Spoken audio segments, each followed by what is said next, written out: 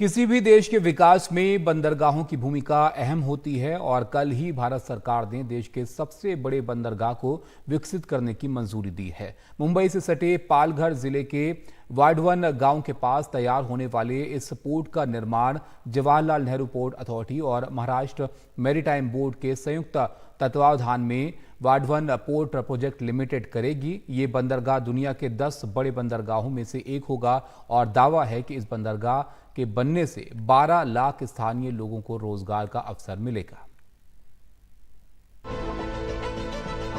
मुंबई के पास पालघर जिले में बनने जा रहा है देश का सबसे बड़ा बंदरगाह।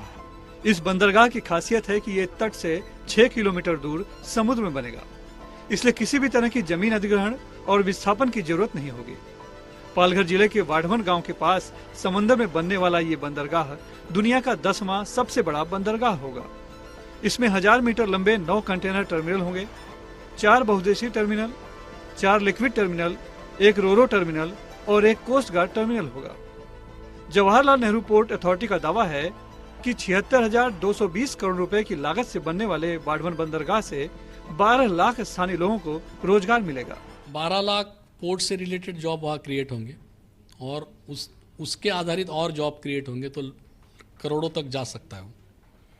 तो हम लोग स्थानीय लोगों को स्किलिंग कर रहे हैं ताकि 90% जो ब्लू कलर जॉब बोलते हैं, जो स्किलिंग के रूप में दिए जा सकते हैं, वो उन्हीं को मिले। पालघर के वाडवन गांव के पास समुद्र की गहराई ज्यादा है और यहाँ से 10 किलोमीटर दूरी पर ही रेल कनेक्टिविटी, नेशनल हाईवे और निर्माणाधीन डेडिकेटेड रेल फ्रेट कॉरिडोर है। इसीलिए बंदरगाह बनाने के लिए ये बहुत ही अनुकूल जगह है।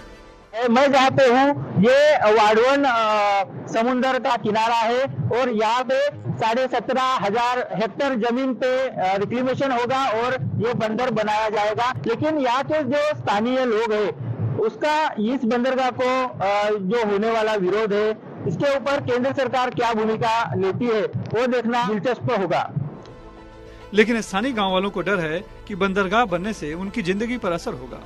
यही वजह रही कि 1991 में प्रस्तावित इस बंदरगाह को सरकारी मंजूरी मिलने में इतने साल लग गए।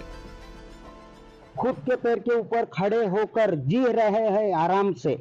उन लोगों की कोई भी हमारे को जो ये लोग जो हमारे को आश्वासन देते हो गए, लेकिन ये तो पोकुल है, झूठे है सब।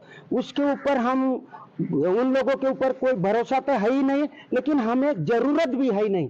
हम 30 सालों से उस बंदरगाह के बारे में हम लोग विरोध कर रहे हैं। इतना बड़े तौर पर अगर ये रिक्लेमेशन होता है और उसके ऊपर समुद्र की बीच मछलियों का बीच संपूर्ण खत्म हो जाता है, तो इसके ऊपर हमारे एरिया में कम से कम 2 लाख लोग जो मछुआरे ये फिशिंग के ऊपर डिपेंडेंट है, वो सब खत्म होने वाले हो जाएंगे। वो आहिस्ते आहिस्ते हो जाएंगे। इसका इम्पैक्ट आहिस्ते जरूर आने वाला है। बंदरगाह को पूरी तरह से विरोध है। हमने खुद जाके JNPT उरण में दौरा किया था और उधर लोगों को पूछा था, तो इधर के लोगों का बहुत सा हाल है। उधर JNPT ने 38 साल पहले कोई अस्पताल नहीं दिया, किसी को नौकरी भी नहीं दी। लगभग 400-500 लोगों को खाली नौकरियां दी है।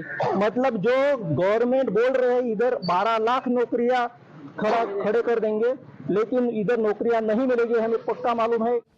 लेकिन जवाहरलाल नेहरू पोर्ट अथॉरिटी के मुताबिक स्थानीय लोगों की 5 प्रमुख आशंकाओं का समाधान कर दिया गया है।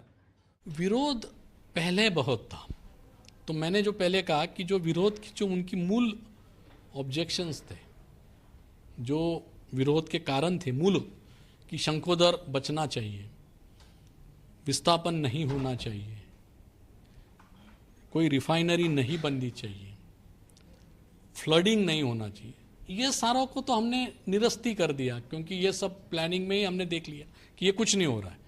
तो 90% लोगों की यही विरोध के कारण थे, वो तो खत्म हो गए। अब ये कहना कि क्या इसमें मच्छी मारों पर कोई परिणाम नहीं होगा, ये तो बिल्कुल गलत है। ये प्रोजेक्ट आएगा तो थोड़े क्षेत्र में टेम्पररी लॉस ऑफ लाइवलीहुड तो होगी, तो उनको योग्य जो कॉम्पनसेशन है वो हम देंगे। JNPA का दावा है कि अब तक 35,000 लोगों की शिकायतें सुनी जा चुकी हैं और बाकी लोगों की शिकायतों का भी समाधान किया जाएगा।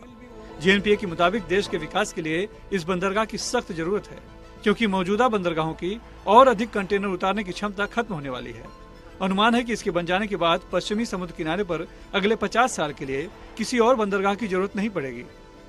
इसका पहला चरण 2029 तक बनकर पूरा हो जाएगा और ये बंदरगाह विकसित भारत के विकास का आदर्श मॉडल होगा। बाढ़वन बंदरगाह का एक फायदा मुंबई और ठाणे को भी होगा। पश्चिम की तरफ से आने वाले हजारों कंटेनर जो JNPT की तरफ जाते हैं वो वहां न जाकर पालघर में ही उतार लिए जाएंगे। इससे ट्रकों का आवागमन वहीं तक सीमित हो जाएगा। इससे मुंबई और ठाणे की ट्रैफिक पर दबाव भी कम होगा। पालघर से मनोज सातवी और मुंबई से कैमरामैन महेश हलवाई के साथ सुनील सिंह, NDTV इंडिया के लिए।